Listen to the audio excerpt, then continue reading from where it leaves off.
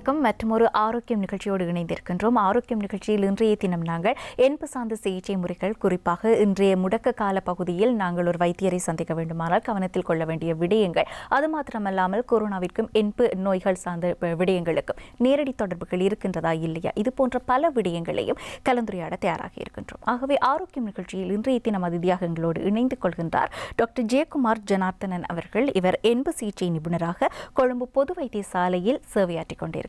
இன்றைய தினம் எங்களோடு ஆரோக்கியம் நிகழ்ச்சியில் அதிதியாக இணைந்து கொள்கின்றார். வணக்கம் டாக்டர். நான் ஆரம்பத்தில் குறிப்பிட்டது போன்று டாக்டர், இன்றைய காலப்பகுதியை பார்த்தால் நாங்கள் போக்குவரத்து கட்டுப்பாடுகளின் நிமித்தமாக அதிகமானோர் வீடுகளிலேயே தங்கி இருக்கின்றோம். இருந்தாலும் இப்போது நாங்கள் எந்த வருத்தத்தை பற்றி பேசுவதாக இருந்தாலும், குறிப்பாக இதயம் சார்ந்த அல்லது நுரையீரல் சார்ந்தெல்லாம் நாங்கள் பேசுகின்ற போது கொரோனாவினுடைய தாக்கமும் அதில் இருக்கின்றதா, கொரோனாவினால் ஏதாவது தனிப்பட்ட பாதிப்புகள் எங்களுடைய அவயவங்களுக்கு ஏற்படுகின்றதா என்பதை பற்றியெல்லாம் நாங்கள் வெகுவாக கலந்துரையாடி கொண்டிருக்கின்றோம். ஆகவே என்பு சார்ந்து கூட இந்த சந்தேகம் பலருக்கு இருக்கலாம். ஆகவே நிகழ்ச்சியின் ஆரம்பத்தில் நாங்கள் இந்த கொரோனா வைரஸின் எலும்புகள் சார்ந்து எங்களுக்கு ஏதேனும் பாதிப்புகள் ஏற்படுவதற்கு வாய்ப்பு இருக்கின்றதா என்பதை பற்றி தெளிவுபடுத்தி விடுங்களே. கண்டிப்பாக. அதாவது கொரோனா வைரஸ் என்று சொல்கின்ற நோய் கூடுதலாக நுரையீரலை மட்டும்தான் பாதிக்கின்றது. அது பெரும்பாலும் எலும்பை எந்த விதத்திலும் பாதிப்பது இல்லை இப்போது நாங்கள் அறிந்த அளவில். அடுத்தது மூட்டுவாதங்கள், அதை கூட அது பாதிப்பது இல்லை. நேரடியாக கொரோனா வைரஸின் மூலம் எலும்புக்கோ மூட்டுவாதங்களுக்கோ எந்தவித பாதிப்பும் கிடையாது. ஆனால் ஒரு சுவாச பிரச்சனை உள்ளால், அதாவது கொரோனா நோய் முத்தின நிலையில் இருக்கும் பொழுது அவர்களுக்கு சில நேரங்களில் அவர்கள் வீட்டில் விழுந்தோ இல்லாட்டி ஏதாவது பாதிப்பு ஏற்படலாம். ஆனால் நேரடியாக கொரோனா வைரஸினால் எலும்புக்கோ மூட்டுக்கோ எந்தவித பாதிப்பும் கிடையாது.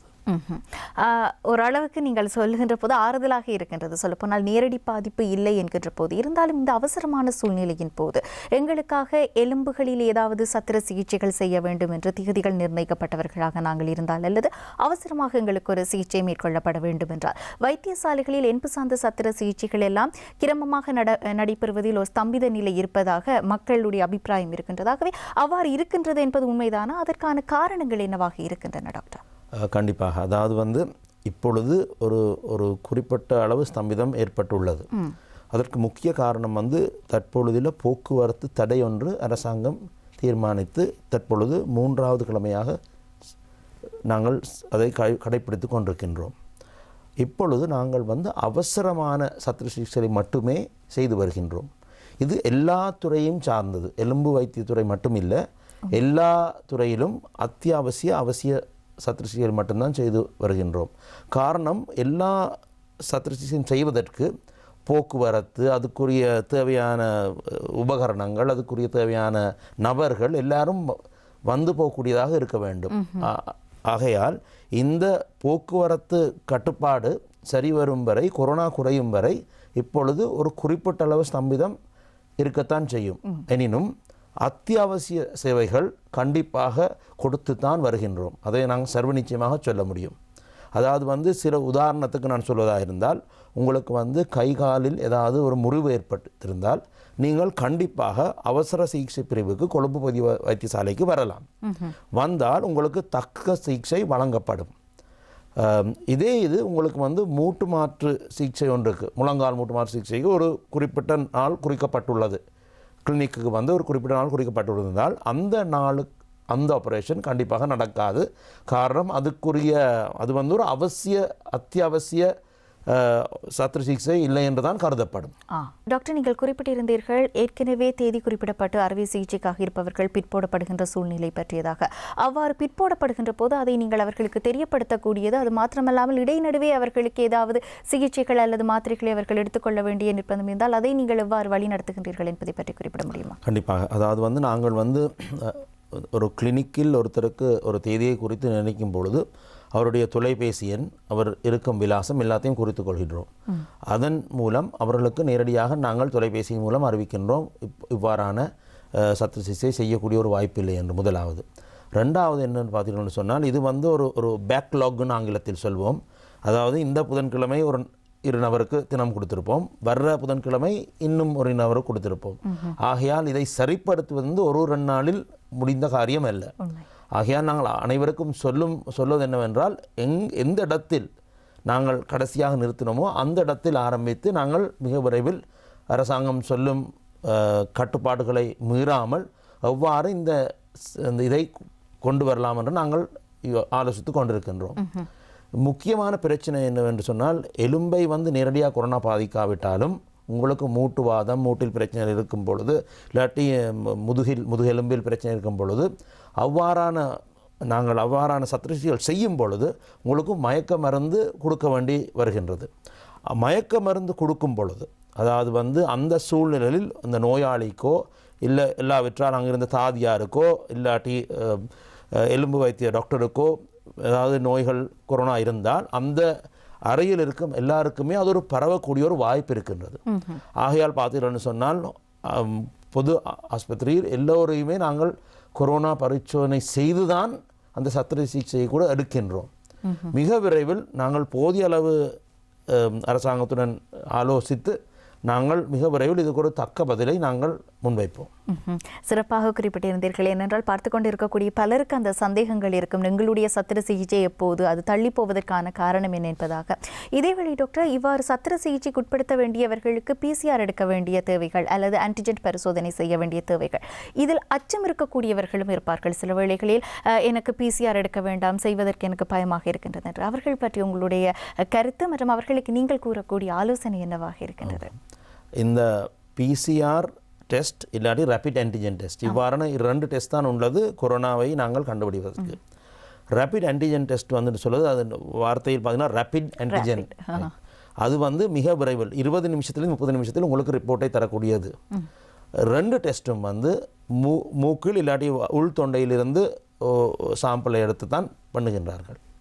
ஒரு அவசர சத்திர சிகிச்சை செய்ய வேண்டியிருந்தால், உதாரணத்துக்கு நீங்கள் கொழும்பு பொது வைத்தியசாலை அவசர பிரிவுக்கு வந்திருக்கிறீர்கள், உங்கள் காலில் ஒரு எலும்பு முறிவு ஒன்று இருக்கின்றது, அத்துடன் சேர்த்து உங்களுக்கு இரத்தோட்டமும் அந்த காலுக்கு இல்லாமல் இருக்கின்றது அந்த எலும்பு முறிவினால். ஆகையால் உங்களுக்கு ஒரு அபாய நிலையில் உங்கள் கால் இருக்கின்றது. அவ்வாறான ஒரு நோயாளிக்கு நாங்கள் வெறும் ரேபிட் ஆன்டிஜனை செய்வோம். அல்லாவிட்டால் ஆன்டிஜன் செய்யும் நேரம் கூட இல்லாவிட்டால் தாமதிக்காமல், அதாவது எலும்பு வைத்திய டாக்டர், அவருடைய அசிஸ்டண்ட், தாதியார் எல்லோரும் சேர்ந்து அனைத்து கவசங்களை அணிந்து கொண்டு, அதை நாங்கள் சொல்லுவோம் PPE, பர்சனல் ப்ரொடெக்ஷன் எக்யூப்மெண்ட், சகலதையும் அணிந்து கொண்டு அந்த சத்திர சிகிச்சையை கண்டிப்பாக நாங்கள் கையெடுப்போம், செய்வோம். அதாவது உயிர் சேதம் அல்லவிட்டால் ஒரு அங்க சேதம் ஏற்படாமல் கண்டிப்பாக நாங்கள் பாதுகாப்போம், அது உறுதி. ஆகையால் நீங்கள் வந்தால் உங்களை நாங்கள் பரிசோதிப்பது உங்களை எந்த விதமான ஒரு பிரச்சனைக்கும் ஆளாக்குவதற்கு அல்ல, உங்களை உங்களால் மற்றவரால் உங்களுக்கும் எந்தவித பாதிப்பும் ஏற்படாமல் இருப்பதற்கு.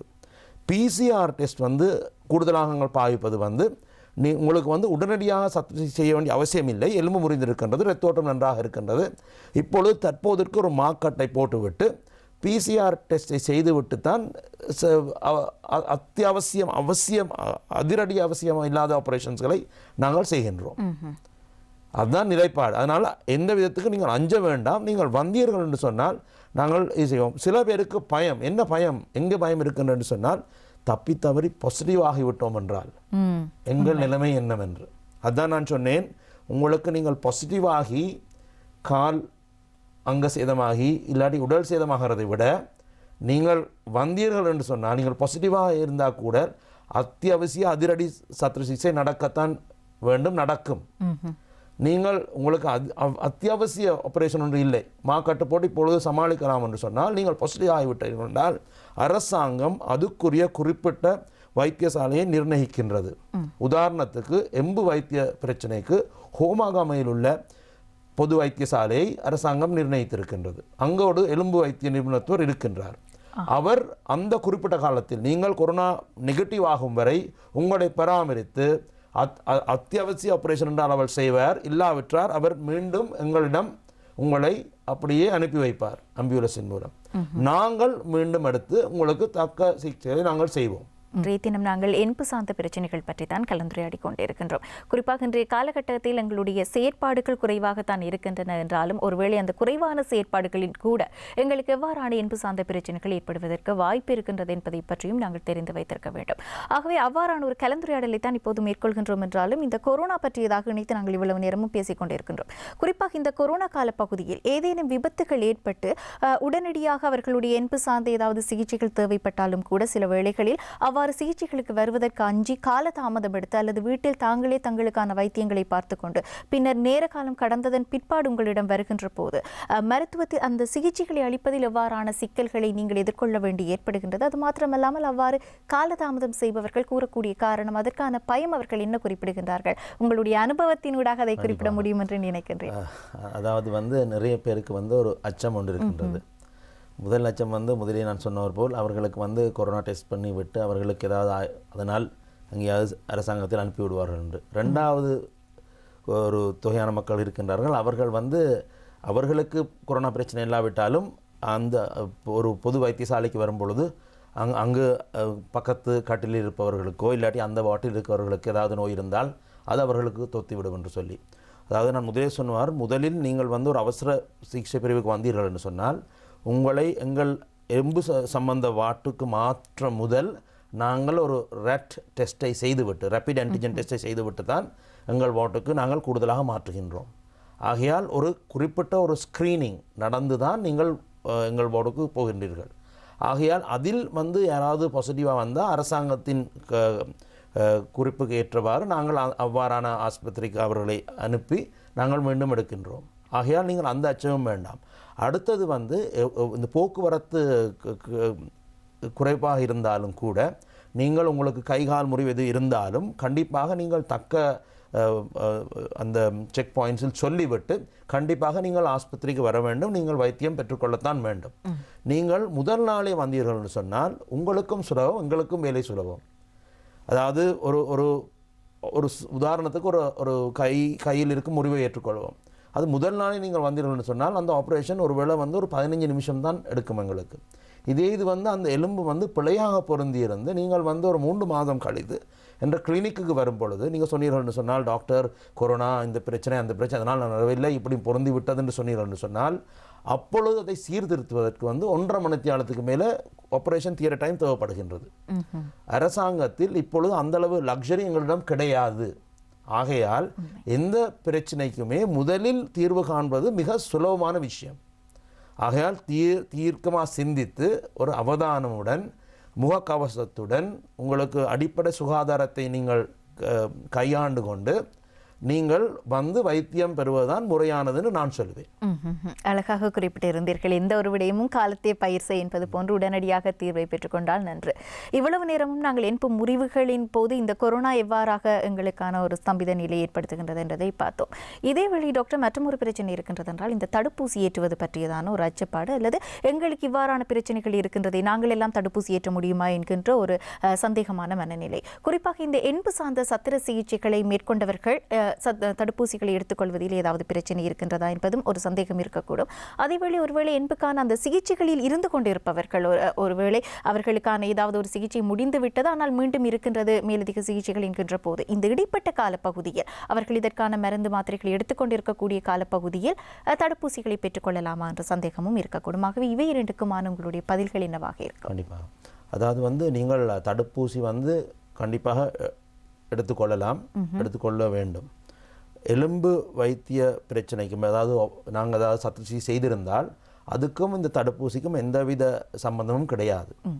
ஆகையால் நீங்கள் உங்களுக்கு எலும்பு வைத்திய சத்திர சிகிச்சை முடிந்து விட்டால் கண்டிப்பாக நீங்கள் உங்களுக்கு உரிய ஏற்பூசியை நீங்கள் போட்டுக்கொள்ளலாம்.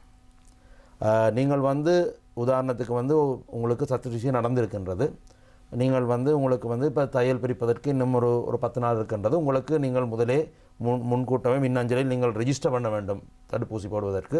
உங்களுக்கு அதுக்குரிய நாள் விட்டதுன்னா நீங்கள் கண்டிப்பாக அந்த ஊசியை நீங்கள் போட்டுக்கொள்ளலாம். அதுக்கும் இந்த எலும்பு முறிவுக்குமோ இந்த மூட்டு மாற்று சிகிச்சைக்கும் எந்தவித சம்பந்தமும் கிடையாது. நீங்கள் அதுக்கு அந்த அரசாங்கம் கூறியவாறு நீங்கள் எந்தவித அதாவது நிறைய பேருக்கு ஏற்பூசி போட்டுவிட்டால் எவ்வாறும் செல்லாமல் நினைப்பார்கள். அப்படி கிடையாது. நீங்கள் முகக்கவசம், அந்த சோஷியல் டிஸ்டன்சிங், அடிப்படை சுகாதாரம், ஹேண்ட் ஹைஜீன், கையை சுத்தமாக வச்சிருப்பது, அவற்றையும் கடைப்பிடித்து கொண்டு நீங்கள் ஊசியை போட்டுக்கொள்ளலாம். அதேவேளை டாக்டர், இந்த தடுப்பூசி ஏற்றுவதில் இருக்கக்கூடிய மற்றொரு விடயம் என்றால், ஒருவேளை அவர்கள் 2 டோஸ்களையும் எடுத்து விட்டார்கள் என்று வையுங்கள், தடுப்பூசி 2 டோஸ்களையும் எடுத்து விட்டார்கள், இப்போது அவர்கள் சிகிச்சைக்காக வருகின்றார்கள் என்கின்ற போது சில வேளைகளில் அப்போது அவர்களுடைய வாதமாக இருக்கும், நான் தடுப்பூசி எடுத்து விட்டேன், எனக்கு கொரோனா இருக்காது, ஆகவே எனக்கு சிகிச்சை அளிப்பதில் எந்த சிரமமும் இல்லை என்று. இது தொடர்பாக உங்களுடைய கருத்து என்னவாக இருக்கும்? அவர்களுக்கு கூட PCR தேவையாக இருக்குமா? அதை பற்றி உங்களுடைய கருத்து என்ன? அதாவது என்னுடைய கருத்தை விட என் அனுபவம் என்று சொல்லலாம். 2 தடுப்பூசி எடுத்தவர்களும் கூட கொரோனா நோயாளியாக ஆகியிருக்கிறார்கள். நான் நேரடியாக அவருடைய ட்ரீட்மெண்ட்டில் சம்மந்தப்பட்டிருக்கின்றேன். நான் கொரோனா நோய்க்கு நேரடியாக நான் வைத்தியம் செய்வதில்லை. ஆகையால் அவர்களுக்கு எலும்பு சம்பந்தமாக பிரச்சனை வரும்பொழுதுதான் நானும் அதில் உள்ளடுகின்றேன். ஆகையால் உங்களுக்கு தடுப்பூசி போட்டுவிட்டால் உங்களுக்கு கொரோனா வராது என்று எந்தவித நிச்சயமும் கிடையாது. நீங்கள் கண்டிப்பாக அந்த முகக்கவசம், இந்த சோஷியல் டிஸ்டன்சிங், அடிப்படை கை சுகாதாரம், இவற்றை எல்லாத்தையும் நீங்கள் கடைப்பிடிக்கத்தான் வேண்டும். நீங்கள் 2 ஊசி போட்டிருந்தாலும் கண்டிப்பாக நாங்கள் PCR டெஸ்ட்டை செய்து தான், இல்லாட்டி ரேபிட் ஆன்டிஜன் டெஸ்ட்டை செய்து தான் உங்களுக்குரிய ட்ரீட்மெண்ட்டை கொடுக்கக்கூடிய ஒரு சூழ்நிலை இந்த காலகட்டத்தில் இருக்கின்றது. ஆனால் அதோடு சேர்த்து இந்த நாட்டில் பல பேர் 60% மேலே கூடுதலாக அந்த ஏற்பூசியை 2 டோஸையும் போட்டு விட்டார்கள் என்று சொன்னால் ஒரு குறிப்பிட்ட அளவு எதிர்ப்பு சக்தி, ஒரு ஹேர்ட் இம்யூனிட்டி என்று சொல்லுவோம், அது வந்துவிட்டால் இந்த கொரோனா எண்ணிக்கை குறையும் என்று ஒரு பிரபல்ய ஒரு சயின்டிஃபிக் ஆர்கியூமெண்ட் உள்ளது. ஆகையால் அதனால் போடத்தான் வேண்டும். இதை நீங்கள் சொல்லக்கூடாது, டாக்டர் சொல்லிவிட்டார் 2 டோஸ் போட்டாலும் வரும் தானே, போடாட்டாலும் வரும் தானே, அதனால் நாங்கள் போடாமல் இருக்கலாம் தானே அதுக்கு என்று. அப்படி கிடையாது. அதாவது நீங்கள் அந்த பாதுகாப்பு எடுக்கத்தான் வேண்டும்.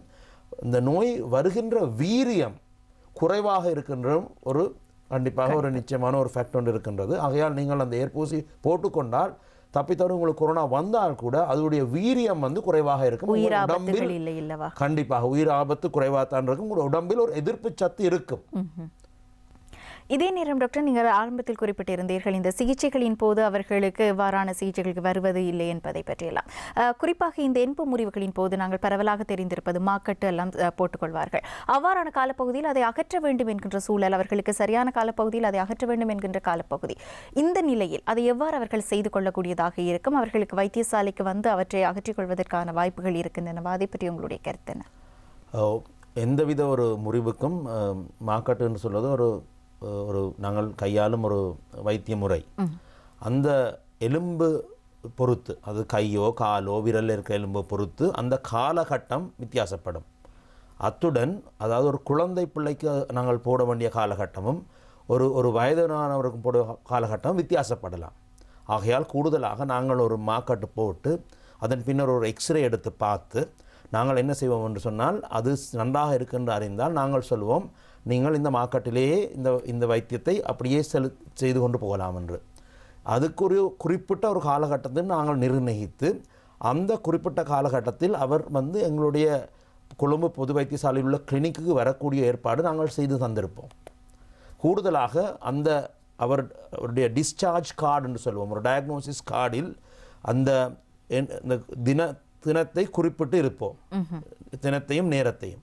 ஆகையால் அவர் அந்த கார்டை எடுத்துக்கொண்டு எந்தவித போக்குவரத்து கஷ்டமின்றி அவர் அதை காமித்து விட்டு எங்களுடைய கிளினிக்கு அதை முறையாக அற்றிக்கொள்ளலாம்.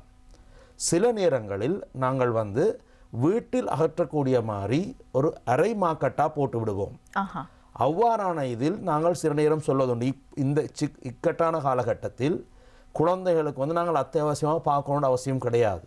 அப்போ நாங்கள் அவ்வாறான நிலையில் அம்மா அப்பாவிடம் சொல்வது, ஒரு முறையான கத்திரிக்கோலை எடுத்து நீங்கள் அந்த அரை மாக்கட்டை நீங்களே அகற்றி விடலாம் என்று சொல்லும் சில சந்தர்ப்பங்களும் உண்டு. இன்றைய தினம் டாக்டர் ஜெயக்குமார் ஜனார்த்தனன் அவர்களோடு தான் கலந்துரையாடி கொண்டிருக்கின்றோம். என்பு சார்ந்த சிகிச்சை முறைகள் எல்லாம் தற்காலத்தில் எவ்வாறு இடம்பெற்றுக் கொண்டிருக்கின்றன? எனக்கு திடீரென்று வீட்டில் ஒரு விபத்து ஏற்பட்டு விட்டது, அந்த விபத்தினூடாக எனக்கு ஒரு என்பு முறிவு ஏற்பட்டிருக்கின்றது என்றால் நான் இன்றைய காலகட்டத்தில் எவ்வாறு நடந்து கொள்ள வேண்டும் என்பது போன்ற ஒரு விழிப்புணர்வை ஏற்படுத்தக்கூடிய கலந்துரையாடல். குறிப்பாக இன்றைய காலகட்டம் பயண கட்டுப்பாடு, நான் ஆரம்பத்திலே குறிப்பிட்டிருந்த நிகழ்ச்சியில் பலருக்கு வீட்டிலேயே இருக்க வேண்டிய சூழ்நிலை இருக்கின்றது. ஆனாலும் கூட இது ஒரு வகையில் எங்களுக்கு நேர்மறையான விடயமாக இருந்தாலும் கூட எங்களுடைய அபியாச செயற்பாடுகள் என்று இருக்கின்ற போது அது ஒரு எதிர்மறையான விளைவை எங்களுக்கு தரக்கூடிய வாய்ப்பு இருக்கின்றது.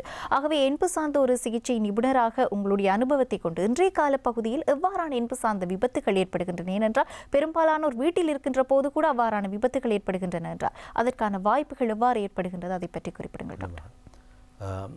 இலங்கையில் கூடுதலாக என்பு முறிவு ஏற்படுவது வந்து வாகன விபத்தால் தான். அதாவது என்ன ஆச்சரியமானது என்று சொன்னால், இப்பொழுது போக்குவரத்து ஒரு கட்டுப்பாடு இருக்கின்றது. எனினும் கிட்டத்தட்ட 80% அளவுக்கு பழைய இதை விட 80% அளவுக்கு எங்களுக்கு வாகன விபத்துகள் ஏற்பட்டு கொண்டு தான் இருக்கின்றது. நாங்களும் எம்பு முறிவுகளையும் நோயாளிகளையும் சந்தித்து கொண்டு தான் இருக்கின்றோம். அது மட்டுமின்றி வீட்டில் விழும் வயதானவர்கள், குழந்தை பிள்ளைகள், அந்த விபத்துகளும் நடந்து கொண்டு தான் இருக்கின்றது. காரணம் வந்து கூடுதலாக குழந்தை பிள்ளைகள் வெளியே செல்ல முடியாது, வீட்டில் இருப்பார்கள், அங்கே எங்கே ஓடியாடி வீட்டிலே விழுந்து விடுவார்கள், அதில் கைகால் முடிவுகள் ஏற்படுகின்றது. வயதானவர்களும் கூடுதலாக அவர்களுடைய உதாரணத்துக்கு வயதானவர்களுக்கு முக்கிய காரணம் வந்து இந்த எலும்பு முறிவு வருவதற்கு வந்து அவர்களுக்கு வந்து ஒரு பேலன்ஸ் இன்மை, அவர்கள் வந்து ஒரு தள்ளாட்டம் இருப்பது, அது மட்டுமில்லாமல் பார்வை குறைவாக இருக்கும், அது வந்து கால் தடக்கி விடுவார்கள் அங்கே படி இல்லாட்டி ஒரு காப்பட் மேட்டில். அந்த இவர்கள் இதெல்லாம் நடந்து கொண்டு தான் இருக்கின்றது. சில நேரங்கள் வந்து வயதானவர்களுக்கு வந்து அவருடைய நீரிழிவுக்கோ இல்லாட்டி ப்ரெஷருக்கு வைத்தியம் போதிய அளவு செய்யாவிட்டால் அவர்களுக்கு அந்த நீரிழிவு கூடி குறைந்து எல்லாவற்றால் ப்ரெஷர் கூடி குறைந்தும் ஒரு தலை சுத்து ஏற்பட்டு விழுந்து வருபவர்களும் உண்டு. ஆகையால் பல காரணத்தினால் எங்களுக்கு வந்து எலும்பு முறிவு பார்த்தீர்கள்னு சொன்னால் வளமையாக இருந்த அளவு வேலை இருந்து கொண்டு தான் இருக்கின்றது. அதில் ஆச்சரியப்பட வைப்பது வந்து இந்த வாகன விபத்துக்கள் தான். என்று சராசரியாக வந்து 25% வாகனங்கள் குறைவாகத்தான் நாங்கள் கவனிக்கின்றோம் ரோட்டில் செல்லும் பொழுது. டாக்டர் என்ற முறையில் நான் சென்று வருகின்றேன். ஆகையால் நான் பார்க்கும் பொழுது இவ்வளவு குறைவாக சொற்ப வாகனங்கள் ரோட்டில் இருந்தும் ஏன் இவ்வாறான விபத்துகள் ஏற்படுகின்றது என்ற ஒரு கேள்விக்குறிதான் நான் உங்களிடம் வைக்கக்கூடியதாக இருக்கின்றது. அந்த கேள்வி எல்லோரிடமும் இருக்கின்றது. பயண கட்டுப்பாட்டின் போது பலருக்கு செல்வதற்கு அனுமதி இல்லை, ஆனால் வாகன விபத்துக்கள் குறையவில்லை, கணிசமான வாகன விபத்துக்கள் தொடர்கின்றன என்றால் அங்கு எங்களுடைய அலட்சிய போக்கு ஒன்று காரணம் என்று சொல்லலாம் இல்லையா? எதுவாறு இருக்கின்ற போதும் டாக்டர், வீடுகளில் ஏற்படக்கூடிய விபத்துகள் இன்றைய காலப்பகுதியில் நீங்கள் குறிப்பிட்டது போன்ற மாணவர்கள் எல்லாம் வீட்டில் இருக்கின்ற போது அவர்கள் மிகவும் குறும்பாக இருப்பார்கள், விபத்துக்கள் நேரிடுகின்றது என்றால் உடனடியாக அவர்கள் அதற்கான அந்த சிகிச்சைக்காக அணுகுகின்ற போது கவனிக்க வேண்டிய விடயங்கள் என்னவாக இருக்கின்றன, அதை பற்றி நீங்கள் குறிப்பிட முடியுமா? கண்டிப்பாக. அதாவது வந்து உங்களுக்கு வந்து அந்த குழந்தை பிள்ளைக்கு வந்து ஒரு கை கால் இதில் வந்து ஏற்பட்ட அந்த அந்த சேதத்தை நீங்கள் கவனித்து பார்க்கலாம். உங்கள் கையில் காலிலோ வந்து மற்ற காலுடன் ஒப்பிட்டு பார்க்கலாம். அதில் வந்து ஒரு வித்தியாசமான ஒரு வீக்கம் இல்லாட்டி வித்தியாசமாக அது கோணலாக இருக்கின்றது என்று சொன்னால் கூடுதலாக அது எலும்பு முறிவாகத்தான் இருக்கும் என்று நீங்களே அனுமானிக்கலாம். அது மட்டும் இல்லாமல் ஒரு பெரிய ஒரு புண்ணாக இருந்திருந்தால், அதாவது வந்து அந்த காயம்பட்ட இடத்தின் கீழுக்கு வந்து அந்த குழந்தை பிள்ளையால் அந்த விரலையோ கையையோ காலையோ அசைக்க முடியாமல் இருந்தால் அது கூட உங்களுக்கு வந்து ஒரு பாரதூரமான ஒரு விபத்தாகத்தான் இருக்க வேண்டும். அவ்வாறான நிலையில் நீங்கள் வந்து தக்க ஒரு வைத்திய ஆலோசனை பெறத்தான் வேண்டும். உங்களுக்கு அருகில் இருக்கும் ஒரு ஆஸ்பத்திரிக்கு அந்த குழந்தையை அழைத்து செல்லத்தான் வேண்டும். இது வந்து ஒரு வயதானவருக்கும் இது நீங்கள் கண்டிப்பாக உபயோகப்படுத்தத்தான் வேண்டும்.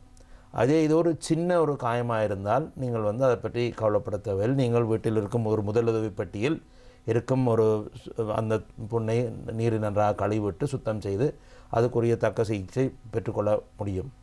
அதாவது வந்து உங்களுக்கு ஏதாவது சந்தேகம் இருந்தால் கண்டிப்பாக நீங்கள் ஒரு தக்க வைத்திய ஆலோசனை பெறுவது முக்கியம். இதேவேளை மாதாந்தம் வைத்தியரை நாட வேண்டியவர்கள், குறிப்பாக இந்த மூட்டுவாதம் போன்ற விடயங்களுக்காக மாதம் நான் சிகிச்சைக்கு செல்ல வேண்டும், வைத்தியரை என்னுடைய ஆலோசனைகளை பெற்றுக்கொள்ள வேண்டும் என்பதாக இருக்கக்கூடியவர்களுக்கு இன்றைய காலப்பகுதி கூடவே இவ்வாறானவர்களில் அநேகமானவர்கள் வயதானவர்களாக கூட இருப்பார்கள். அவர்களுக்கு வைத்தியசாலைக்கு வருவதில் ஒரு சிரமம் இருக்கின்றது. இன்றைய காலகட்டத்தில் வருகின்ற போது கூட நோய் எதிர்ப்பு சக்தி என்பதும் கேள்விக்குறியாக இருக்கின்றது. இவ்வாறான சூழ்நிலையில் மாதாந்தம் தங்களுடைய மருத்துவ பரிசோதனைகளுக்காக வைத்தியரை அணுக வேண்டியவர்கள் எவ்வாறு நடந்து கொள்ள வேண்டும் என்று நினைக்கின்றீர்கள்? அதாவது வந்து கூடுதலாக மூட்டு பாதங்கள் இதற்கு தொடர்ந்து மருந்து எடுத்தவர்கள் இல்லாட்டி வேறு மெடிக்கல் ப்ராப்ளம்ஸ் இருக்கிறவர்களுக்கு கூட தொடர்ந்து மருந்து எடுக்க வேண்டியவர்கள் வந்து கொழும்பு பொது வைத்தியசாலையை பொறுத்தவரையும் குறிப்பிட்ட ஒரு தொலைபேசி எண் கொடுக்கப்பட்டுள்ளது. அந்த எண்ணுக்கு வந்து அவர்களுடைய ப்ரெஸ்கிரிப்ஷன், அதாவது வந்து எடுக்க வேண்டிய மருந்து பட்டியலை நீங்கள் ஒரு படம் எடுத்து வாட்ஸ்அப் மூலம் அனுப்பினீர்கள்னு சொன்னால் உங்களுடைய தொடர்பு விலாசத்தையும் சேர்த்து அவ்வாறான மருந்துகள் வந்து மெடிக்கல் ஆஃபீஸர் ஆஃப் ஹெல்த் அந்த ஏரியாவில் உள்ள பொது டாக்டர் மூலம் உங்களுக்கு கிடைக்கக்கூடிய ஒரு ஏற்பாடு ஒன்று செய்யப்பட்டுள்ளது அரசாங்கத்தினால். ஆகையால் அவ்வாறான மருந்துகளை நீங்கள் அப்படி பெற்றுக்கொள்ளலாம். அதாவது வந்து ஆனால் இப்போ உதாரணத்துக்கு வந்து உங்களுக்கு ஆப்ரேஷன் செய்த பின் தையல் பிரிப்பதற்கோ இல்லாட்டி வந்து ஒரு காலில் ஒரு புண் இருக்கின்றது குறிப்பிட்ட ஒரு ஸ்பெஷலிஸ்ட்டை பார்க்க வேண்டும் என்று சொன்னால் நீங்கள் அந்த குறிப்பிட்ட தினத்தன்று நீங்கள் உங்கள் டயக்னோசிஸ் கார்டு எல்லாம் எடுத்துக்கொண்டு நீங்கள் வைத்தியசாலைக்கு சென்று அதுக்குரிய ட்ரீட்மெண்ட்டையும் நீங்கள் பெற்றுக்கொள்ளலாம். அது மட்டும் இல்லாமல் இப்போ உதாரணத்துக்கு ஃபிசியோதெரப்பி பெற வேண்டிய சில குறிப்பிட்ட நாள் குறிக்கப்பட்டுள்ளது. அவ்வாறான ஃபிசியோதெரபிஸ்ட் நாங்கள் என்ன சொல்வது என்று சொன்னால் அது ஃபிசியோதெரபிஸ்ட் உங்களுக்கு அதை சொல்லிக் கொடுப்பார். எவ்வாறான நீங்கள் அந்த உடற்பயிற்சிகள் உடலுதல் செய்ய வேண்டும் என்று சொல்லி அவ்வாறான பயிற்சிகளை நீங்கள் தொடர்ந்து வீட்டிலேயே கையாண்டு கொண்டே வரலாம்.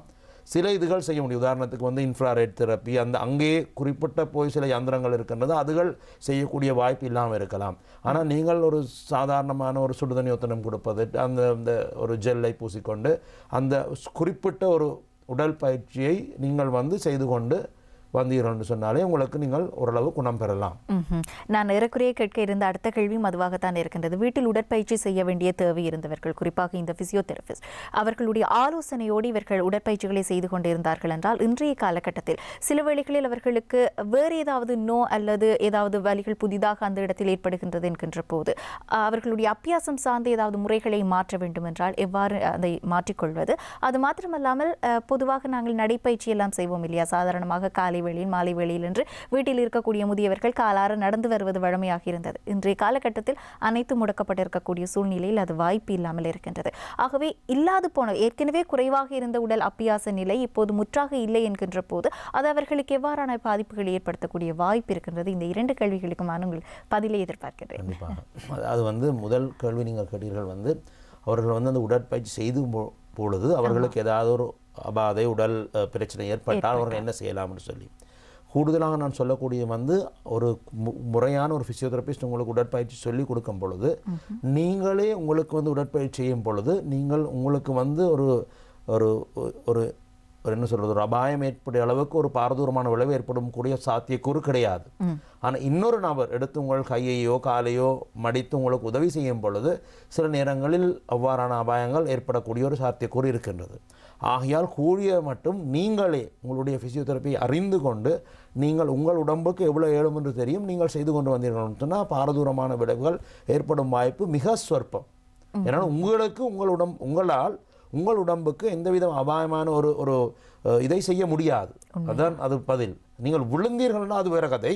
நீங்கள் ஒரு உடற்பயிற்சி செய்யும் பொழுது உங்களை விரலை நீட்டவோ மடிக்கவோ இல்லாட்டி இன்னும் உங்கள் மற்ற கையால் அந்த விரலை மடித்து நீட்டும் பொழுது உங்களால் ஒரு பாரதூரமான ஒரு அபாய நிலைக்கு உங்கள் உடம்பை உங்களால் செலுத்த முடியாது. அதுதான் இயல்பு.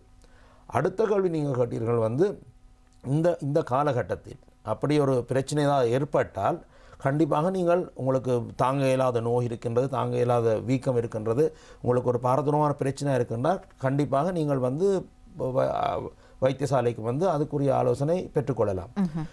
உடற்பயிற்சி அதாவது வந்து நோயற்ற வாழ்வே குறைவற்ற செல்வம் என்று சொல்வார்கள். உங்களுக்கு ஆரோக்கியமாக இருப்பதற்கு வந்து உடற்பயிற்சி மிக மிக மிக முக்கியம். கூடுதலாக வந்து நீங்கள் வந்து நடந்து செல்லும் பொழுது நீங்கள் வந்து உங்களுக்கு உடல் பருமனை குறைக்கின்றீர்கள், உங்களுக்கு ப்ரெஷர் டயபெட்டிஸ் இதெல்லாம் வந்து நீரழிவெல்லாம் குறைகின்றது.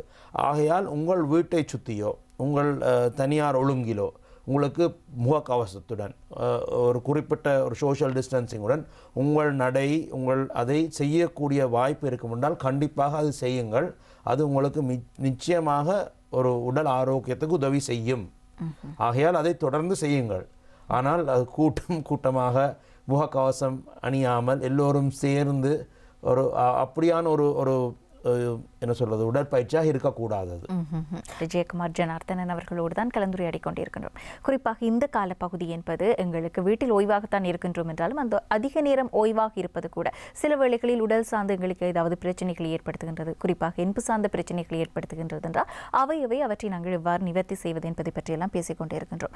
முக்கியமாக இந்த காலப்பகுதியில் எங்களுக்கு ஆஸ்டியோபரோசிஸ் என்கின்ற நோய் பற்றி தெரிந்திருக்கின்றது. ஆனால் அதை பற்றிய விபரமான விளக்கம் என்பது பெருமளவில் எங்களிடம் இல்லை.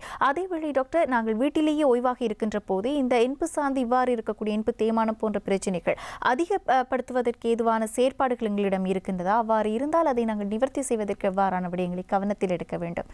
ஆலோசனை குறிப்பிடுங்கள். கண்டிப்பாக. அதாவது வந்து கூடுதலாக வீட்டுக்குள்ளே எல்லாரும் முடங்கி இருப்பதால் பல பிரச்சனைகள் ஏற்படுகின்றது. போதிய அளவு உடற்பயிற்சி இல்லை, சூரிய ஒளி வந்து படுவதே இல்லை, என்ன கூடுதலாக வெளியிலே சென்று அப்படி இப்படி இருக்கும் பொழுது இல்லை. ஆஸ்டியோபரோசிஸ் என்று சொல்வது வந்து எங்கள் எலும்பில் உள்ள அதாவது ஒரு உறுதியான ஒரு பான்மை குறைந்து கொண்டு போகின்றது. கூடுதலாக இது வயதானவர்களுக்கு தான் வருகின்றது. விட்டமின் டி வந்து ஒரு முக்கியமான ஒரு ஒரு ஒரு விட்டமின் இந்த ஆஸ்டியோபரோசிஸை குறைவு அதாவது வந்து திருத்தி சீரமைப்பதற்கு. அப்போ நீங்கள் வெளியிலே செல்லாமல் உள்ளுக்கே இருக்கும் பொழுது போதிய அளவு வெயிலும் உங்களுக்கு படாமல் உடல் பயிற்சியும் இல்லாமல் போகும்போது ஆஸ்டியோபரோசிஸ் கூடுதலாகவே வருகின்றது. ஆஸ்டியோபரோசிஸ் ஒரு முக்கிய காரணம் வந்து இந்த வயதானவர்கள் அவர்கள் இடுப்பெலும்பு எல்லாம் முறிவதற்கு. அது மட்டும் இல்லாமல் வீட்டிலே முடங்கி இருக்கும் பொழுது அவர்கள் நாற்காலியிலிருந்து கூடுதலாக வேலை செய்வது இல்லாட்டி படம் பார்ப்பது அந்த மாதிரி இருக்கும் பொழுது அவர்களுடைய உடல் நிலை உடல் முதுகெலும்பு முன்பே நான் பேசும்பொழுது சொல்லியிருக்கின்றேன், உங்கள் முதுகெலும்பை நீங்கள் எப்படி பராமரிக்க வேண்டும் என்று. இவ்வாறான நிலையில் வந்து கூடுதலாக வந்து நீங்கள் பார்த்தீர்கள்னு சொன்னால் இதனால் வந்து குறுக்கு வலி இல்லாவிட்டால் எலும்பு முறிவுகள் கூடுதலாக ஏற்படுகின்றது. நீங்கள் ஆகையால் கூடுதலாக உங்கள் உடற்பயிற்சி வெயிலில் சிறு நேரம், அது காலை இளம் வெயில் மாலை இளம் வெயில் இருக்கும்னு சொன்னால் போதிய அளவு நீங்கள் உங்கள் வயதானவர்னு சொன்னால் ஆஸ்டியோபரோசிஸுக்கு நீங்கள் டெக்ஸா ஸ்கேன் ஒரு ஸ்கேனை செய்து கொள்ளலாம். அந்த ஸ்கேனை செய்து உங்கள் விட்டமின் டி லெவல் எல்லாம் குறைவாக இருந்தால் விட்டமின் டி வந்து ஒரு மாத்திரையாக நீங்கள் எடுத்துக்கொள்ளலாம்.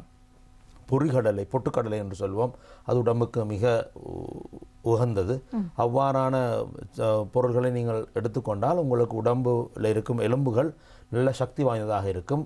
ஆகையால் முறிவும் குறைவாக ஏற்படும். அழகாக குறிப்பிட்டிருந்தீர்கள். பலருக்கு தெரியாத நுட்பமான விடயங்கள், வீட்டில் நாங்கள் கவனித்துக் கொண்டு செல்லக்கூடிய நுட்பமான விடயங்களை நீங்கள் குறிப்பிட்டிருந்தீர்கள் டாக்டர். இதேவேளை இன்றைய காலப்பகுதியில் குறிப்பாக இந்த என்பு முறிவு என்றால் நான் நினைக்கின்றேன் சிறுவர்கள் அவர்கள் அறியாமல் செய்து விடுவார்கள், பெரியவர்கள் சில வழிகளில் அவர்களுக்கான போதுமான சமநிலை பிரச்சனைகள் காரணமாக ஏற்படக்கூடும். ஆகவே இந்த இரண்டு தரப்பினருக்கும் சிறுவர்களுக்கும் முதியவர்களுக்கும் இந்த காலப்பகுதியில் என்று நீங்கள் குறிப்பிட்டு ஏதாவது ஆலோசனை சொல்வதானால் அது என்ன? இது வந்து ஒரு கடினமான காலம், அதை நாங்கள் கண்டிப்பாக கடந்து விடுவோம். எனினும் நீங்கள் வந்து அவதானமாக இருக்க வேண்டும். அதாவது நீங்கள் அவதானமாக இருந்தீர்கள் என்று சொன்னால், ஜாக்கிரதையாக இருந்தீர்கள் என்று சொன்னால் எந்த வித பிரச்சனையை நீங்கள் எதிர்கொள்ளலாம்.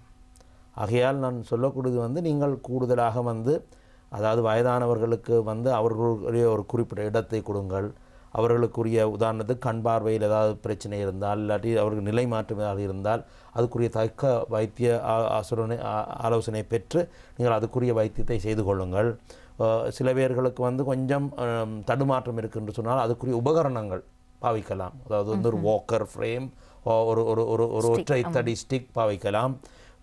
அதாவது வந்து உங்கள் கூடுதலாக நான் பார்த்ததில் நோயாளிகள் பல பேர் அவர்களுடைய குளியல் அறைகள் வழுக்கி விழுந்து விடுகின்றார்கள். ஆகையால் அவ்வாறான இடங்களில் நீங்கள் வந்து சிவரோரமாக வந்து கை பிடித்து கொண்டு செல்வதற்கு, ஏன்னா கண்டிப்பாக உங்கள் வாக்கிங் ஸ்டிக்கோ ஃப்ரேமோ எடுத்துக்கொண்டு நீங்கள் உங்கள் குளியல் அறைக்கு செல்ல முடியாது. அவர்கள் பிடித்து உட்காரக்கூடிய வசதி பண்ணி கொடுங்கள், இல்லாட்டி எழுந்திரிக்கக்கூடிய வசதி பண்ணி கொடுங்கள். இவ்வாறான முறைகள் வந்து வெளிநாட்டில் மிக சாதாரண முறையில் கையாளப்படுகின்றது. சோஷியல் சர்வீஸ் என்று சொல்லுகின்ற ஒரு நிறுவனங்கள் இவ்வாறான இதுகளை வந்து கையாண்டு, அதாவது வந்து இது வந்து வருமுன் காப்போன், அதாவது நீங்கள் அந்த தடுத்து விட்டால் அதுவே ஒரு பெரிய வெற்றியாக இருக்கும் என்று நான் நினைக்கின்றேன். நிச்சயமாக இல்லையா? போதுமான கவனத்தோடு இருக்கின்ற போது வரமுன் காப்போம் என்பது கை கொடுக்கும். இதேவேளை டாக்டர், இந்த கொரோனா பற்றியதாக நாங்கள் பல வைத்தியர்களோடும் பேசியிருக்கின்றோம். நேரடியாக நீங்கள் அதனுடைய சிகிச்சையோடு தொடர்பு இல்லாதவராக இருந்தாலும் கூட பார்த்து கொண்டிருக்கின்றீர்கள். குறிப்பாக அந்த சூழ்நிலையில் களத்தில் இறங்கி பணியாற்றி கொண்டிருக்கின்றீர்கள். இந்த கொரோனா என்ற வார்த்தையே எங்களுக்குள்ள ஒரு பயத்தை ஏற்படுத்துகின்ற வார்த்தையாகத்தான் இருக்கின்றது. கிட்டத்தட்ட 1.5 வருடங்களாக இந்த பயத்தோடாக தான் நாங்கள் வாழ்ந்து கொண்டிருக்கின்றோம். ஆகவே இந்த கொரோனா பற்றிய உங்களுடைய பார்வை எவ்வாறு இருக்கின்றது? இதுவும் இந்த சமூகத்திற்கு ஒரு விழிப்புணர்வு அல்லது இந்த விடயம் அவர்களுக்கு சென்று சேர்ந்தால் ஒரு நம்பிக்கை பிறக்கும் என்றால் நீங்கள் அதை எப்படி அணுகுவதாக குறிப்பிடுகின்றீர்கள்? என்னுடைய தனிப்பட்ட அபிப்பிராயம் என்னவென்று சொன்னால், நீங்கள் வந்து எந்த ஒரு நோயாக இருந்தாலும் நீங்கள் அதுக்குரிய பாதுகாப்பு, அதுக்குரிய தற்பாதுகாப்பு நீங்கள் கண்டிப்பாக எடுக்கத்தான் வேண்டும். அலட்சியமாக இருக்கவே முடியாது. அன்று பாரதியார் சொன்னது போல் அச்சமில்லை அச்சமில்லை அச்சம் என்பது இல்லையே, உச்சி மீது வானிடிந்து வீழ்கின்ற போதிலும் அச்சமில்லை அச்சமில்லை அச்சம் என்பது இல்லையே. அச்சம்தான் இங்கே பிரச்சனை. உண்மை. அச்சம் இல்லை என்றால் எந்தவித பிரச்சனையும் இல்லை. அதுக்காக நீங்கள் அலட்சிய போக்கில் முகக்கவசமின்றி எந்தவித சுகாதாரமின்றி நான் செல்லப் போகின்றேன், அதாவது ஊசி ஏற்பூசி போட்டு விட்டேன் என்று அலட்சிய போக்கில் இருக்க முடியாது. நீங்கள் அச்சமில்லாமல் இருங்கள், வாழ்வும் சந்தோஷமாக சுகமாக இருக்கும். அழகாக குறிப்பிட்டிருந்தீர்கள் டாக்டர். எங்களுடைய அந்த பயம்தான் எங்களுக்கு முதல் எதிரியாக இருக்கின்றது. அந்த பயமே எங்களுக்குள்ள ஒரு மன அவநம்பிக்கையை விதைப்பதாகவும் இருக்கின்றது. ஆகவே நாங்கள் பலவிதமாக பேசியிருக்கின்றோம். கொரோனா பற்றியதாகவும் இதர கொரோனாவோடு இணைந்ததான பல உடல் சார்ந்த பாதிப்புகள் பற்றியதாகவும், முடிந்த அளவிற்கு கொரோனா வராமல் தவித்துக் கொள்வது நல்லது. அது மாத்திரமல்லாமல் இன்று கற்றுக்கொண்ட பாடம் கொரோனாவை கண்டு பயப்படாமல் இருப்பது நல்லது என்பதாக. ஆகவே நாங்கள் இன்றைய தினம் ஆரோக்கியம் நிகழ்ச்சியில் இந்த காலப்பகுதி, குறிப்பாக இந்த போக்குவரத்து கட்டுப்பாடுகள் எல்லாம் விதிக்கப்பட்டிருக்கக்கூடிய காலப்பகுதியில் எண்பு சார்ந்த பிரச்சனைகள் இருப்பவர்கள் எவ்வாறு வைத்தியசாலைகளை அணுக வேண்டும், அது மாத்திரமல்லாமல் வீட்டில் அதிக நேரம் ஓய்வாக இருக்கின்ற போது அதுவே எங்களுடைய உடலினுடைய இயக்கத்திற்கு எவ்வாறான பாதகமான விளைவுகளை ஏற்படுத்தக்கூடும், அவ்வாறு ஏற்படுத்தாமல் இருக்க வேண்டுமானால் நாங்கள் கவனத்தில் எடுக்க வேண்டிய விடயங்கள் என்னென்ன, இவை பற்றியெல்லாம் ஆழமான ஒரு கலந்துரையாடலை மேற்கொண்டிருந்தோம். ஆரோக்கியம் நிகழ்ச்சி வாயிலாக எங்களோடு இணைந்திருந்தார் டாக்டர் ஜெயக்குமார் ஜனார்த்தனன் அவர்கள். இவர் எண்பு சத்திர சிகிச்சை நிபுணராக கொழும்பு பொது வைத்தியசாலையில் சேவையாற்றிக் கொண்டிருக்கின்றார். இன்றைய தினம் எங்களோடு இணைந்து கொண்டு தற்காலத்தில் நாங்கள் கவனிக்க வேண்டிய விடயங்களை யதார்த்தபூர்வமாகவும் எங்களுடைய மனநிலைக்கு அது எவ்வாறு நாங்கள் எடுத்துக்கொண்டால் சரியாக இருக்கும் என்பதையும் அழகாக எங்களோடு pagந்து கொண்டமைக்காக நிகழ்ச்சி குழுமம் சார்பாக நாங்கள் வைத்திருக்க நன்றிகளை தெரிவித்தாக வேண்டும். மனமார்ந்த நன்றிகள் டாக்டர்.